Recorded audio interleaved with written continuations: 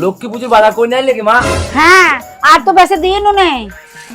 মা বলছিলাম সামনে তো আমার বোনের বিয়ে, যদি একটা লেহেঙ্গা কিনে দিতেন তাহলে বোনের বিয়েতে গিয়ে পরতাম। বৌমা তুমি পাগল নাকি? লেহেঙ্গা কিনে দেবো সেটা তো একদিন পরবা, তারপরে তো সুটকেসে ভরাই পরি থাকবি। ওর থেকে ভালো তোমার আলমারিতে যে শাড়িগুলো আছে না ওইখান থেকে একটা পরি চলে যাবা, তাহলেই হয়ে যাবে। দেখলে মায়ের কত বুদ্ধি, কেরম টাকাটা বাঁচিয়ে ফেললা। আচ্ছা ঠিক আছে, রাতে কি খাবেন বলুন, গিয়ে আমি বানিয়ে ফেলি গা। এ বাবু কি খাবে? আমার মনে হচ্ছে পরোটা খেলে ভালো হবে, পরোটা করো গা। হ্যাঁ বৌমা, পরোটা বানিয়ে ফেলো গা। আচ্ছা ঠিক আছে।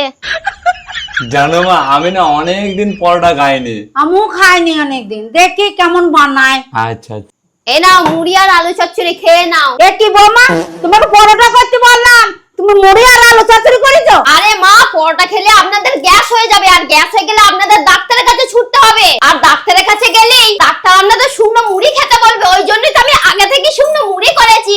কেমন ডাক্তারের পয়সাটা আমি বাঁচিয়ে দিলাম। নিন নিন, তাড়াতাড়ি খেয়ে নিন।